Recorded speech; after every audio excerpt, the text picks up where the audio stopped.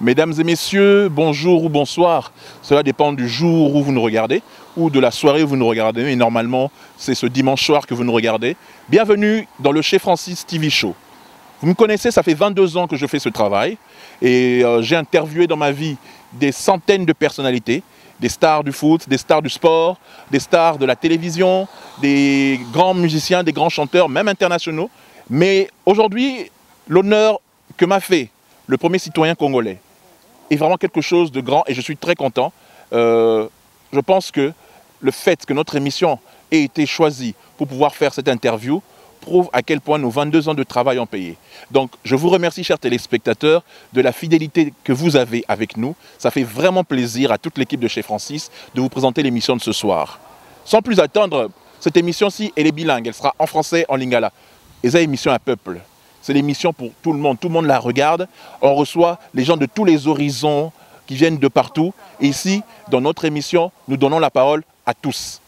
Nous avons eu le plaisir, durant la semaine, d'avoir été invités par le chef de l'État lors de sa visite privée ici en Belgique, parce que nous sommes à Bruxelles. Le symbole de la Belgique, c'est les boules qui sont derrière nous. Vous le savez, qu'on saute avec l'argent et les minéraux de notre pays, mais ça c'est autre chose, c'est un autre débat. Nous avons eu le plaisir et l'honneur, quand je dis nous, je parle de moi et mon caméraman Dondé et toute l'équipe du Chez Francis Show, nous avons eu l'honneur et le plaisir d'être invités par le chef de l'État à le voir d'abord, parce que j'avais fait une demande officielle, nous avions fait une demande officielle pour pouvoir l'interviewer, mais pas n'importe quel genre d'interview. Parce que je vois d'ici et là certains écrits, certaines choses, nous avons fait une demande pour pouvoir l'interviewer différemment. Étant donné que lui, il est un peu rare dans les médias congolais de la diaspora, nous voulions faire une interview différente pour parler de l'homme. Et puis aborder aussi avec lui des sujets d'actualité, des sujets politiques, toutes ces petites choses. Et dès le dimanche dernier, c'est-à-dire il y a une semaine exactement, nous avons eu la confirmation, lors de son séjour privé, que nous pouvions aller le rencontrer, en parler avant de pouvoir tourner. Il se fait que donc, nous allons rétablir la vérité pour que vous puissiez savoir ce qui s'est réellement passé.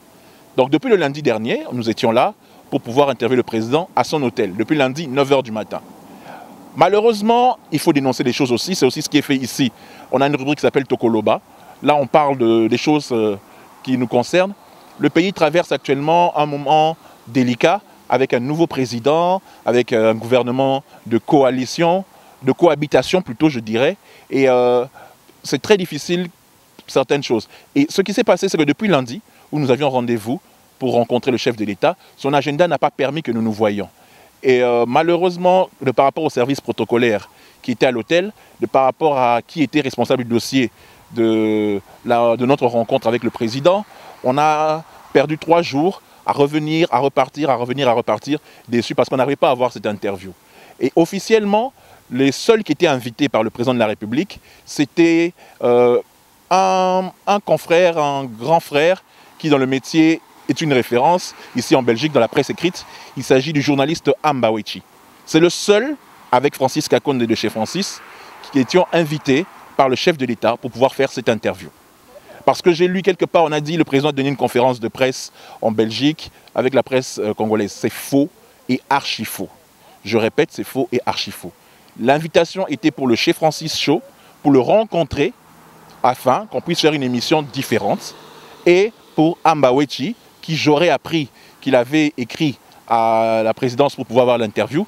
Et ceux du protocole ne connaissaient pas le numéro de notre collègue. C'est nous qui avions appelé pour qu'il puisse venir le mercredi au rendez-vous qui était prévu à 14 h. Encore une fois, le mercredi, nous sommes venus, après être passé le mardi, toute la journée. Le lundi, toute la journée. On n'a pas rencontré le président. L'hôtel où il était, comme on dit en français, noir de monde. Malgré cette période de Covid, tous les couloirs de l'hôtel étaient pleins de sympathisants, de compatriotes, d'investisseurs. Il y avait aussi des blancs, il y avait des asiatiques, en tout cas il y avait tout le monde qui était là pour pouvoir le rencontrer. Ce qui fait que des fois, le lundi déjà nous avons attendu jusqu'à 1 h du matin pour notre interview, ça n'a pas marché. Le mardi nous sommes revenus, on avait rendez-vous à 14 h, on n'a pas pu le voir, on était là jusqu'à 22-23 h.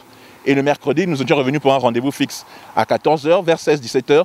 On est venu nous dire que l'interview était reportée au jeudi à partir de 9 h du matin. Le jeudi, c'était le jour de son départ. Le président, le jour de son départ, l'hôtel était encore plus plein que d'habitude. le jour de son départ, a retardé son départ pour nous recevoir. Mais vous le savez, dans l'hôtel, on a trouvé quelques confrères qui étaient là aussi. Donc, ils se sont greffés à nous pour pouvoir aller faire l'interview. C'est cela. Chez Francis Chaud voulait faire quelque chose de différent. Mais les services du protocole et de sécurité n'ont plus voulu qu'on interviewe le président de la manière dont nous avions prévu. Vous le savez qu'une émission de télévision a certaines réalités. Il y a certains matériels que nous avions, des projecteurs, des lumières, des pieds caméras et tout. Mais le service de sécurité ne voulait pas que nous puissions faire une interview. Quand je dis nous, je parle de ceux qui étaient présents. Donc les caméras, les appareils photo, les micros, les enregistreurs, tout était interdit à l'intérieur de la salle. En tout cas, en terrain de la suite où était le président de la République. Tout était interdit. Nous devions juste avoir bloc-notes et stylo. Bloc-notes et stylo. On a été obligé d'accepter les conditions. Il était 16-17 heures. Le président devait prendre son vol à 14 heures, mais il a retardé pour rester avec nous, les journalistes. Donc, moi et mes confrères, moi qui étais invité officiellement, et les confrères qui étaient dans le hall, nous sommes allés dans la suite du président et nous l'avons rencontré. Malgré le désordre et le manque d'accueil du protocole et de ceux qui sont chargés de la communication envers la presse, envers ma personne, nous avons réussi à oublier tout ça par rapport à l'accueil chaleureux que nous a réservé le président. Il était content de nous voir dans la pièce et après il nous a expliqué le pourquoi il ne voulait pas d'interview. Le pourquoi il ne voulait pas de micro, il ne voulait pas de téléphone. Nous sommes rentrés après la fouille par les gardes du corps, nous sommes rentrés dans la salle avec juste bloc-notes, comme je le dis, désolé je tiens le masque, bloc-notes et stylo. C'est tout ce qu'on avait. Donc nous avons abordé tous les sujets. Politiques, c'est surtout ça qui était important parce qu'on reçoit quand même Moutali Bosso, le Congolais numéro 1. Il fallait tout tourner ma sola politique. On a résumé les binongo tout à l'heure, ma solo n'engel kaki. C'était pas filmé, c'était pas enregistré. Nous avons noté biso tout, na bakarne na biso. Donc pendant une vingtaine, une trentaine de minutes, nous avons fait l'interview au président sur l'actualité, sur tout ce qui parle dans le pays, tout ce qui fait le buzz. Exceptionnellement, quand c'est arrivé à mon tour pour chez Francis, on a fait la demande au président que nous sommes un média télé. Donc, est-ce possible, malgré que la sécurité ne voulait pas qu'on puisse faire d'interview, pas de caméra, pas de micro, tout, qui puisse permettre pour chez Francis, et seulement chez Francis, quelques minutes pour pouvoir l'interviewer, parce que nous sommes une émission télé avant tout, que nous soyons sur le net ou que nous soyons diffusés chez nos partenaires en RDC et à travers le monde, nous sommes une émission télé. Le chef de l'État était convaincu par rapport aux propos que je lui ai tenus et à ce que je voulais faire de l'interview, parce que je voulais voir l'aspect social, l'aspect humain. Tout ça, le fait qu'il y a un président, le fait qu'il y a dirigé Mboka, le fait qu'il y a des difficultés, que le peuple les a souffrir, tu accuses Araï, mais tout n'a raté l'homme, Moutou. Moi, Nabatu, Aboulara Nini, Ampassa Nini, Alexa Jouné, Nini. Nous avons voulu voir cet aspect-là. Comme les choses sont faites, je préfère préciser quelque chose. Francis Kakone n'est pas un chroniqueur politique. Francis Kakone n'est pas un journaliste politique. Je me considère comme un critique de société. En anglais, infotainment, c'est-à-dire info et divertissement. Nous recevons les stars qui viennent de tous les pays, de tous les horizons, comme mes modèles Larry King ou Michel Drucker. Vous avez déjà vu, ils peuvent recevoir un président de la République, tout comme une star du football. C'est ça chez Francis. Oh, voilà, non. Nous recevons tout le monde. Et c'est pour ça que je remercie encore une fois le chef de l'État d'avoir voulu participer à notre émission. Donc voilà. Maintenant, nous allons vous parler de l'aspect politique, le résumé de ce qui s'est dit avec le président de la République. Je vais vous résumer ce qu'il a été dit, qui n'a pas été filmé, que nous avons posé des questions sur l'actualité et il a répondu. Tout d'abord, c'était un voyage privé. Il est venu pour se reposer et voir les membres de sa famille. Donc c'était un voyage privé en Belgique. Cela ne l'a pas empêché de parler au roi Philippe, des Belges, au téléphone, sans oublier de dîner avec l'ancienne première ministre qui est devenue maintenant ministre des Affaires étrangères. Et il a rencontré aussi M. Herman de Croo, qui était un ami de son père, le docteur Étienne Tshisekedi, qui est le papa du Premier ministre actuel. Ils se sont rencontrés, ils ont parlé. On lui a posé la question, quel était son bilan après 20 mois, donc 2 ans et demi. Pour Atikali Pen a 2 ans et demi à pouvoir. Il a été clair. Lobby, franchement, c'est une demi-teinte. Ce lobby demi-teinte, c'est qu'Azo reconnaît très rapide demi-échec. C'est-à-dire demi-réussite, demi-échec. Demi-échec, pourquoi? Selon Yo, pourquoi ça lit demi-échec? Parce que tant qu'il y a qui n'a pouvoir, après qu'il y a paix et aux zones à est. Mais paix et ont été. Il y a un souci, ma casse n'a pas de côté kuna ou va subir mort tous les jours. Et que les autres dérangés, les autres ont pongi. Donc pour naïe, et là qu'on a échoué, mais qu'ils ont continué pour installer la paix à l'est, il y a un autre sur la bien à voisin. Yangwana Azo Mekako Bong ça niveau de la frontière à renforcer l'armée. Nakati Totuna qui est question par rapport à Minembwe, il y a Minembwe et puis par rapport à faire ambassadeur rwandais, à traîner qui a propos négationnistes par rapport au génocide congolais. Le chef de l'État n'est pas, comment dit-on, n'est pas resté insensible à lobby carrément et directement qui est propos ambassadeur rwandais Ezala qui m'a bé par rapport à la relation entre les deux pays, car cela qui n'a collègue Naya Rwanda pour recadrer, mais qui n'est pas le moment pour l'instant. Na ndenga zo meka ko la reconstruction en Mboka, na ndenga idée naie pour na ko bongisa Mboka ko kende en affrontement avec les voisins. Il faut to bongisa masolo na ba 9 voisins na biso parce que il veut être le président de l'Union africaine en 2021. Des fois diplomatie il est qui mieux que guerre to ko bunda. Azo meka toi ça là essayer d'arranger les choses na ba voisin mais qu'a dénoncé qui ma propos il y a ambassadeur rwandais. Pour parler de Minembwe très rapidement, Ezala a décret, Ezala a signé sous son prédécesseur. Donc ils ont juste mise en acte de la chose. Mais que le gouvernement s'en occupe quand il rentrera au pays, donc à Zongi déjà, il va s'occuper de ce dossier-là. Pour avancer, toujours dans le demi-échec, selon Nenga Lobby Yemoko, c'est l'économie, malgré qu'on a noté légère amélioration, ce n'est pas aussi rapide qu'il ne le voulait. Donc ils essaient d'arranger les choses. Netiba jour l'inspection générale des finances est commis générer des recettes, ils ont monana, même si ce n'est pas assez rapide, Nenga Yarolinga.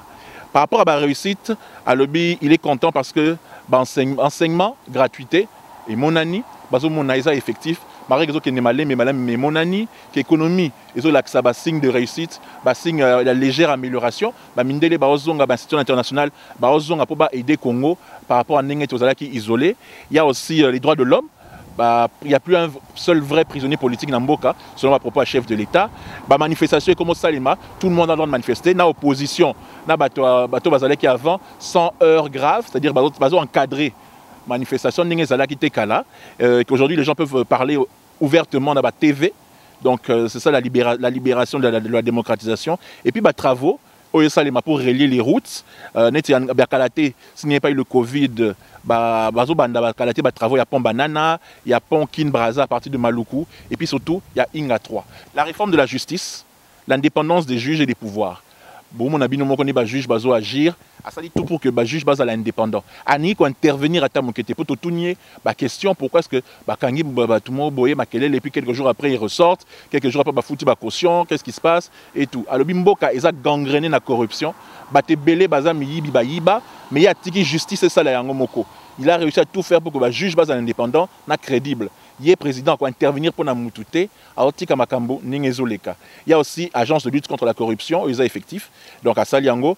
Surtout à l'obéli et belé à TCT pour la anti-valeur, tribalisme mata et que l'ennemi du Congolais est d'abord avant tout Congolais. Tout hermo côté la voisin que c'est leur faute et tout. Bisomo Congolais, tonnet par exemple baningakaete, sepela que a échoué alors que alors ça tout pour bon samboka. Mais que normalement biso Congolais toko sangana, to bon samboka d'abord. Comment vous voulez-vous que voisins en la cité, soki biso déjà tout bon mananakati. Il a dénoncé cela. Et puis le Covid a freiné l'amélioration à soins de santé en Nassala, a créé services sociaux, moko, système social pour que pauvres, démunis, base à un avantage à accéder à soins, surtout maman nabana. Donc c'était ça son principe. Sans oublier à l'Obéli bientôt ambassadeur Yassika Barobima, Bamboka tout ya Mokili. Et aussi, juge Babouda qui prestation de serment na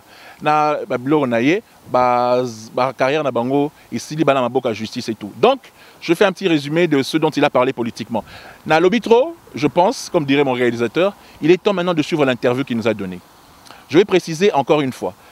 Depuis le début, je l'ai dit, boya ki caméra, boya ki micro, boya ki téléphone, ni quoi que ce soit. Mais pour Chef Francis, le chef de l'État a autorisé pour 5 minutes de poser ma question. Selon ce qu'il avait dit au départ. Et ça a dit 5 minutes. Mais nous, vous me connaissez, on profite du peu qu'on nous donne pour pouvoir parler de l'homme. Suivez tout de suite l'interview que le chef de l'État nous a donnée en exclusivité pour Chez Francis Show. Et on se retrouve pour la fin de l'émission. Merci beaucoup. Chers téléspectateurs de Chez Francis, nous avons l'honneur de recevoir le chef de l'État. Au-dessus de lui, il n'y a que le soleil et Dieu. Bon, ça c'est chez nous au Congo. C'est un honneur d'abord que vous nous donniez cette interview. Je poserai juste une seule question, parce que le reste, vous avez vu avec mes confrères qui sont sur place, c'est par rapport à l'homme. Moi, c'est l'homme qui m'intéresse.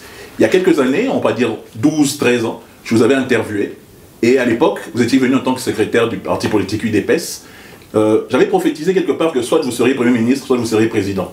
Dans l'interview, vous avez dit non, non, non, mon père est là, non, pas moi, c'est pas mon destin.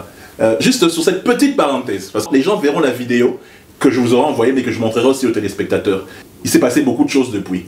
Qu'est-ce que vous pensez du fait que vous ayez un destin, à cette époque-là vous n'y croyez pas, mais aujourd'hui vous avez un destin exceptionnel. Votre avis sur ça, sur ce petit destin-là? Ben, c'est la preuve déjà que c'est Dieu qui est le maître des temps et des circonstances. Donc ça, c'est clair.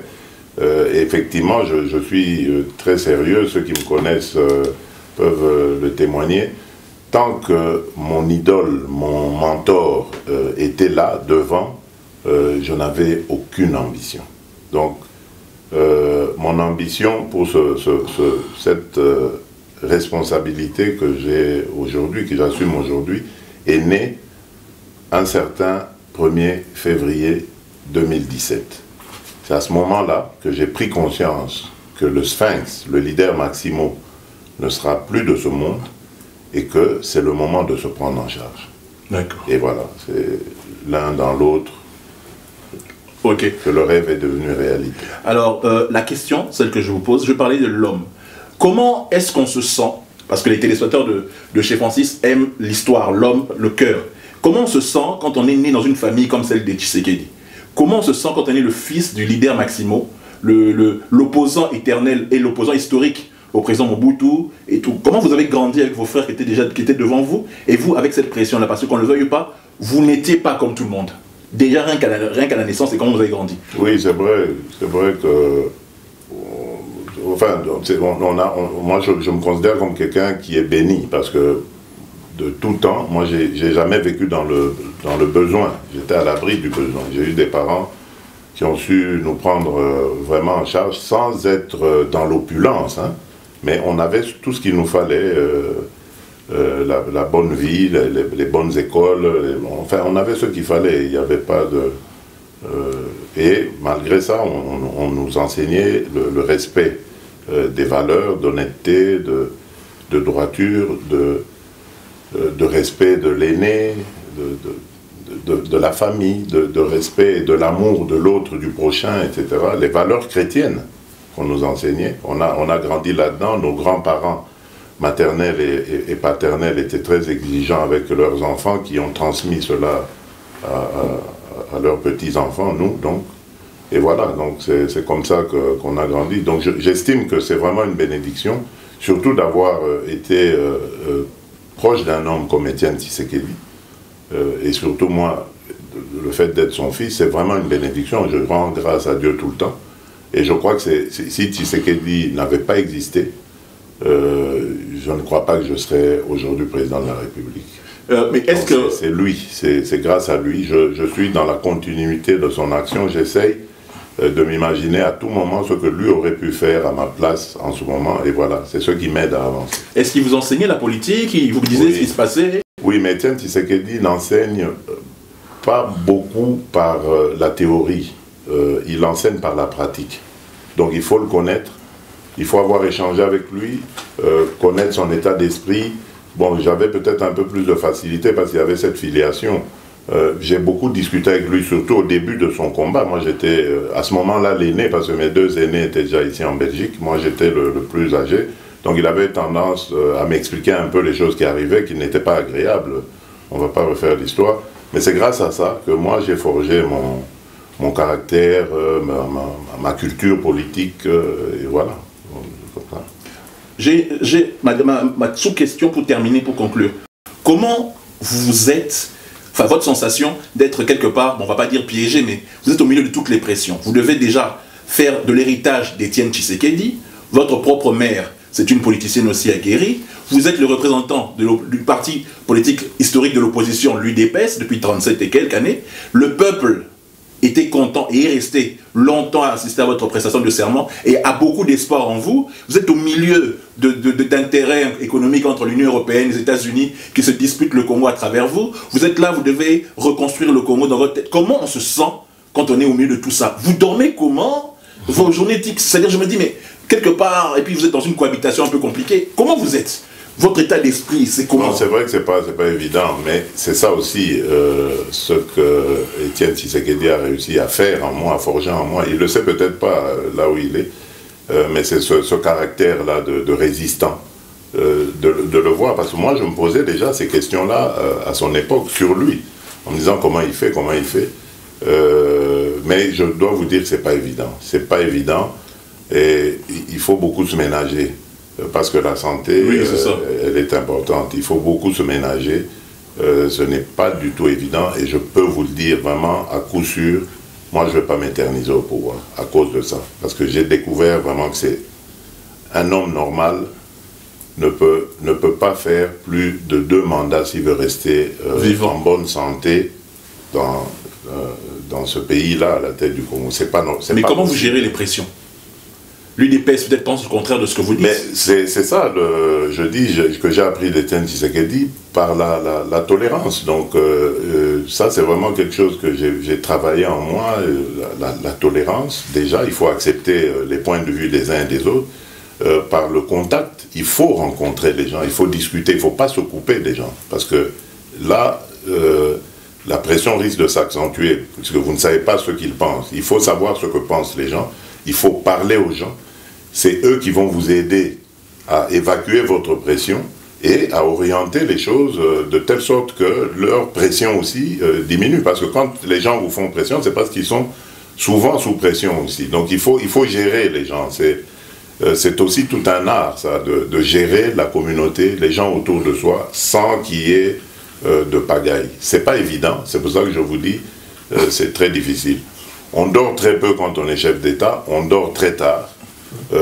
Et c'est un peu ma vie. Donc il m'arrive des fois de dormir le matin et de me réveiller l'après-midi. Mais votre entourage vous aide? Ce que vous avez choisi? J'espère. On est tous arrivés dans une première expérience, donc il faut aussi être tolérant avec les uns et les autres. Je ne suis pas d'accord avec ceux qui persévèrent dans l'erreur et je prends soin de les éloigner, mais ceux qui commettent des erreurs qui sont tout à fait humaines et inhérentes à un être humain, on pardonne. Curiosité du public, comment ça se passe vos rencontres avec l'ex-président? Vous parlez comment? Je ne sais pas. C'est quoi l'histoire? Il s'assoit, il vous regarde, vous le regardez, c'est comment? Bien, ça se passe bien, en tout cas... Malgré que vos lieutenants se tirent dessus, hein. Oui, mais c'est toujours serein. Bon, vous savez que ce n'est pas un homme très expressif, très agité non plus. C'est quelqu'un qui vit tout de l'intérieur. Donc, même quand il n'est pas content de quelque chose, il ne le fait pas vraiment voir directement. Mais on sent que là, on est dans une zone de tension. Là, ça va mieux. Et on peut le sentir. Et moi, surtout, ce que j'ai comme, je dirais, don, c'est de vite connaître les gens.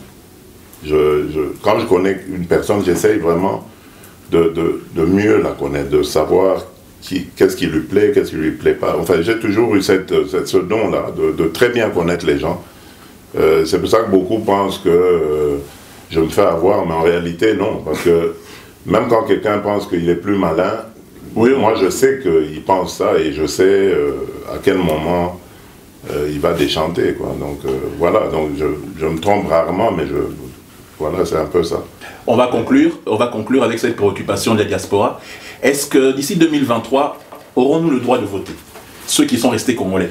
Parce que cette histoire de double nationalité... Ça c'est très bien, vous avez très bien... Mais moi, vous devez savoir, je le dis déjà d'emblée, moi je suis pour qu'on révise. Mais c'est tout un processus, hein. Il faut qu'on révise la Constitution là-dessus. Parce qu'il ne faut pas oublier que notre Constitution est claire. Elle dit la nationalité congolaise est une et exclusive. Donc quand on a la nationalité congolaise, on ne peut pas avoir une autre nationalité. Donc ce qui est très difficile pour les Congolais d'origine, devenus autre chose, de revenir au Congo, parce qu'à partir du moment où ils sont devenus autre chose, ils ne peuvent plus être Congolais. La nationalité congolaise, on ne peut pas l'avoir en partageant une autre. Mais moi je me bats. Bon, c'est pas encore une priorité. Les Congolais aujourd'hui, ils veulent manger, oui. C'est pas une priorité. Nos amis, nos frères de la diaspora doivent comprendre aussi qu'il y a d'autres priorités qui passent avant, mais j'espère que j'y arriverai, on pourra traiter de ça. Il faut qu'on change les choses, surtout pour nous les Congolais. Durant notre histoire, beaucoup de Congolais sont partis en exil pour X, Y raisons. Ils se sont éloignés de leur pays. Ils ont émigré. Et donc, tous ces Congolais sont restés attachés. Ils ont de la famille chez nous. Ils sont restés attachés à leur pays. Donc, on ne peut pas les considérer comme des gens qui ne sont plus Congolais. C'est pas possible. Il y en a qui sont nés là-bas, qui ont grandi là-bas, qui sont partis et qui ont acquis d'autres nationalités. Ce sont des Congolais. Maintenant, il faut qu'on change la loi et qu'on permette à ces gens de revenir dans leur pays, enfin, et même de garder leurs deux nationalités. Ça ne fait pas de mal. Ça ne fait aucun mal. C'est pas ça qui va... C'est pas ce morceau de papier, de carte, qui va changer le cœur de quelqu'un ou son appartenance à son sol, à son pays, à sa famille. Parce qu'ils ont gardé des membres de famille. Oui, bien sûr. Alors, donc, moi je suis pour ça, mais évidemment, ça va prendre du temps. Ça doit prendre du temps, il faut convaincre. Ça va se discuter au Parlement. Donc, il faut convaincre, il ne faut pas leur imposer ça. Donc, c'est à vous aussi, diaspora, de faire des campagnes de sensibilisation là-dessus. Mais en tout cas, vous aurez une porte ouverte, une oreille attentive chez moi, parce que je suis convaincu de cela. Dans ma famille, d'ailleurs, j'en ai des gens qui ont changé de nationalité. Est-ce qu'ils ont cessé de devenir, d'être des membres de ma famille, des frères. Même mes enfants ont la nationalité belge. Je ne le cache pas, c'est pas un crime. Est-ce qu'ils ont pour autant cessé d'être mes enfants? Et est-ce que quelqu'un peut me dire aujourd'hui que moi je peux aller au Congo parce que Congolais et mes enfants ne peuvent pas me suivre parce que Belge? Non. Donc, on doit adapter cela. Et beaucoup sont devenus d'ailleurs, ont changé de nationalité, contraints et forcés. Hein. Beaucoup. À l'époque, je connais la loi ici en Belgique, beaucoup sont devenus belges parce qu'ils n'avaient pas d'autre choix. Soit ils étaient expulsés, oui. Parce que leur d'études est fini. Non, leur demande de statut de réfugié avait été refusée, rejetée. Et comme ils avaient passé quand même suffisamment de temps ici pour devenir belges, ils optaient pour la nationalité. Donc, des gens pareils, vous n'avez pas dit qu'ils n'ont plus le droit de se considérer comme Congolais. Ce sont des Congolais. Merci en tout cas, Excellence. Moi, je vous remercie. Si vous avez un mot de la fin pour ceux qui vous ont suivi à travers les médias de mes différents confrères et tout, par rapport au bilan de mi-mandat et ceux qui attendent beaucoup de vous, parce que comme l'avait dit un de mes grands frères ici présents, c'est vous qu'on verra à la fin. Même si vous êtes en cohabitation, je ne sais pas si les autres vous aideront à réussir, sinon ils risquent de ne plus revenir. Oui. Mais j'ai entendu votre réponse, vous avez dit, vous vous tenez à ce que ça tienne le plus longtemps possible, mais si ça ne va pas, vous êtes prêt à faire tout ce qu'il faut possible. Vous savez, les autres dont vous parlez, donc nos alliés de coalition, je leur ai déjà dit ça, que ceux qui jouent à ce jeu stupide de vouloir entraver mon action, mais c'est la branche sur laquelle ils sont assis qu'ils scient eux-mêmes. Parce que mon échec sera encore plus aggravé chez eux. Et j'ai toujours donné une image en leur parlant de ça. Je dis, nous irons au purgatoire. Parce qu'on va nous reprocher de les avoir fréquentés. Ouais. Mais eux, ils iront en enfer. Donc, c'est le mot de la fin. Merci, Excellence. J'espère qu'un jour vous nous inviterez à Kinshasa à faire une interview beaucoup plus longue, parce qu'on en a fait le minimum. Vous êtes déjà invité, donc c'est à vous maintenant de prendre... Excellence, c'est la télé, hein, c'est filmé. Si vous dites que vous êtes déjà invité... C'est une promesse, je vous dis que vous êtes déjà invité, l'invitation est lancée, vous êtes tous là. C'est à vous de me dire quand vous voulez venir, et on arrange ça, vous venez à Kinshasa. Aujourd'hui, tout le monde peut rentrer à Kinshasa. Il n'y a plus d'exilés politiques. Il y a exilés pour études, pour... soins et compagnie. Pour soins, pour travail et tout ça. Bon, mais en tout cas, le Congo est ouvert à tout le monde. Merci de la part de nos téléspectateurs. Merci. Merci. Malheureusement, comme on dit souvent en télévision, les bonnes choses ne durent pas. C'était vraiment un plaisir pour moi d'être avec vous. Tout d'abord, je tiens à remercier le président de la République pour l'invitation, que nous serons heureux vraiment de venir au pays pour pouvoir voir l'évolution il y a ma Camboya Société. Quand je dis nous, c'est l'équipe de chez Francis Cho. Je tiens vraiment à remercier le président parce que malgré le nombre de sollicitations, service n'a comme Ezouaka. Émission est bellée. Il y a plein de gens qui appellent là-bas pour pouvoir avoir une interview du président. Il nous a accordé celle-là, sa toute première dans un média congolais à la télévision. Toute l'équipe de chez Francis lui dit merci, ainsi que vous tous, chers téléspectateurs qui aimez notre émission. On dit vraiment merci. Je tiens particulièrement aussi à le remercier pour le temps qu'il a eu à partager avec mes confrères et moi-même. Malgré les conditions, on a travaillé comme des militaires, donc très vite, avec manque de projecteurs, manque de micro. Mais bon, il fallait le faire parce qu'il devait prendre son avion, il fallait le faire. Et malgré son emploi du temps chargé, il devait prendre son vol. Merci de nous avoir accordé ces quelques minutes. Je remercie aussi particulièrement mon caméraman, mon guerrier Dodé Loubaki, qui est juste derrière. Il a aussi monté et fait l'interview. On a travaillé difficilement, on a fait 4 jours avec lui depuis lundi, à attendre du matin à la nuit, donc de 9h à 1h du matin, pour essayer d'avoir cette interview. Et le dernier jour, ça a payé. Donc voilà, Dodé Loubaki, merci en tout cas pour cette interview. Ainsi que ma productrice et mon manager qui se reconnaîtra. Donc, et quelqu'un qui m'a aidé dans l'ombre, mon ange gardien, merci beaucoup pour nous avoir permis de faire cette interview. Donc voilà, je vous remercie chers téléspectateurs, c'était chez Francis Cho. Après Dieu, c'est moi qui vous aime le plus. Le travail paiera quand vous êtes bon et juste. On reste au milieu du village, on est humain, on travaille. Tout le reste n'est pas important. Chez Francis Cho est là pour vous. Nous recevons tout le monde, nous parlons de tout et nous critiquons tout. Nous sommes la critique de l'actualité. Voilà. Après Dieu, c'est moi qui vous aime le plus. Très bonne soirée ou très bonne journée. Cela dépend du moment où vous nous regardez. C'était votre serviteur Francis Kakonde. Quant aux critiques, Akipaka Kokolo.